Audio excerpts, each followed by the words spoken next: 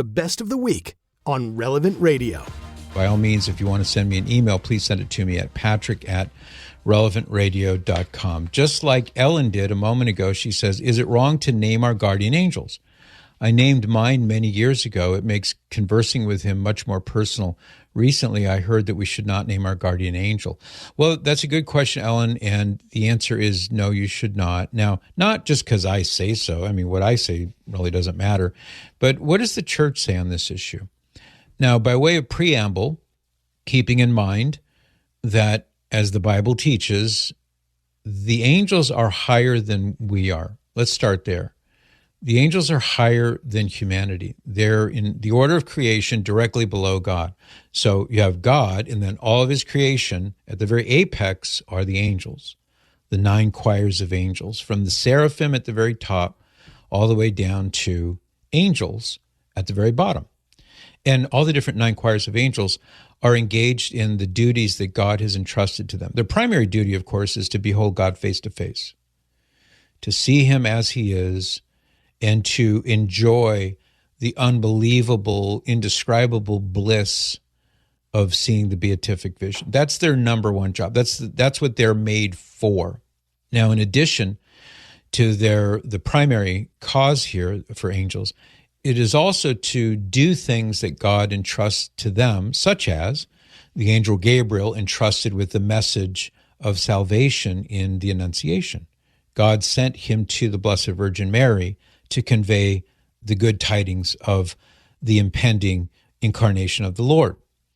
Or the same angel being sent by God to St. Joseph to warn him in a dream. Herod is going to kill baby Jesus if he possibly can, so don't let him. Get Our Lady, get Mary, get the baby, and go. Go out into Egypt and avoid this terrible danger. Things like that, and many others besides. So the angels are higher than human beings, which gets really to the heart of your question. It's really the foundation of the answer to your question, and that is we don't have authority over our guardian angels. They have authority over us. So that's one particular reason that the church says don't presume or imagine that you can name your guardian angel, because first of all, God has named our angels, and God has the prerogative to name the angels because God created the angels. He has the ultimate infinite authority over all creation, beginning with the angels. You and I don't have any authority whatsoever over any angels. Your guardian angel has authority over you. He is appointed by God to light, to rule, to guide, to guard, to illuminate, all these things that we realize about angels. He has an authority over you. Now, not to repeat it unnecessarily, but maybe it bears repeating here, that in a way that's analogous to how we as human beings take care of animals, especially domesticated animals who can't take care of themselves.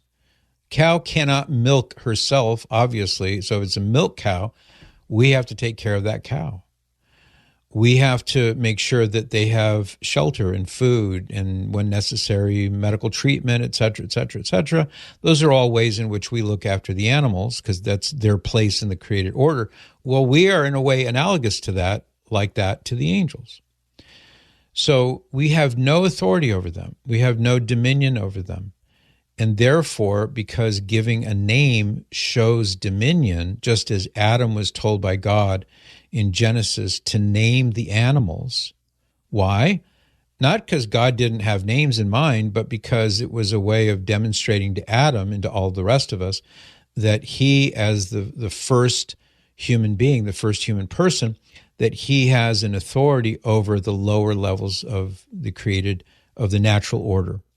And by naming the animals, it is a specific sign of Adam's authority over them.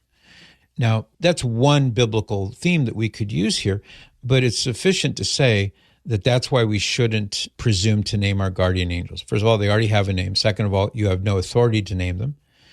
Third of all, since we have no dominion over them, rather it's vice versa, it would be entirely out of keep. It'd be as if your pet dog were to name you. Can't happen, of course. But I hope I'm not coming across as overly emphatic toward you, Ellen, because I'm not. I'm not at all. But I know that there is this sort of notion that some people have that they can or that they should name their guardian angels, and obviously they should not. Now, in recent years, going back a couple of decades, Pope Benedict XVI, perhaps most recently, he said the same thing. I don't have the exact words in front of me, but he said the same thing. Nope, don't be thinking you can name your guardian angel, because you can't. So what about having a close personal relationship or devotion to your guardian angel? That's certainly good, and that's to be encouraged by all means.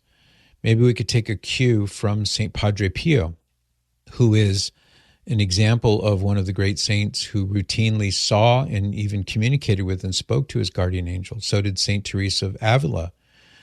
So did St. John Vianney. And I think maybe also St. John Bosco. There are others as well, but we never see any of them naming their angels. Great question, though, and I'm glad you raised it up, because it's one of those topics that we don't talk about very often. Like what you just heard? Share it with your family and friends. And thanks for listening.